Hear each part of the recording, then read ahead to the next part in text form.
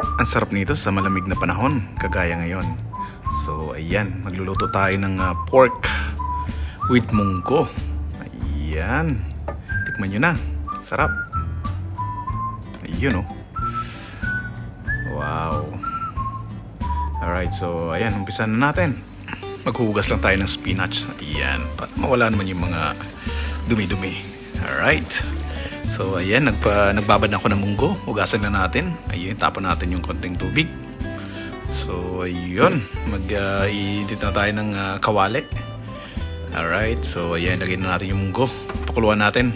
At while nagpapakulo tayo, hiwain natin yung spinach. So, hiwain na rin natin ng kalahati pa ng baboy. Medyo malaki. So, ayan, tapos na. Ayan, luto na yung munggo natin. So, i-pressure cooker na natin itong baboy. So, ayan, lagyan natin tubig. At maghiwa na rin tayo ng kamatis, onion, garlic. So, ayan, nakaprepare na.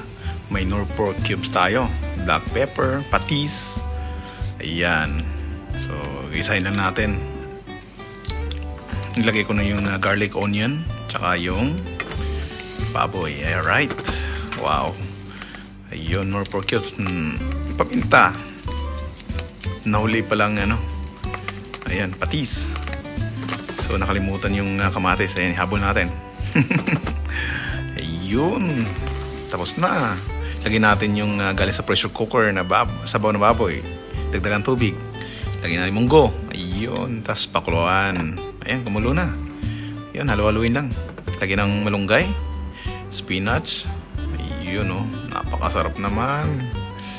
Alright, tapos na at luto na ang ating pork with munggo and spinach and malunggay. Alright, so enjoy guys. Salamat sa panonood. And don't forget to hit the button. And please like and share and subscribe our YouTube channel. Alright, ito yan. Yummy! Sarap, di ba? Sarap to sa malamig na panahon. Alright, Sagario Vlog.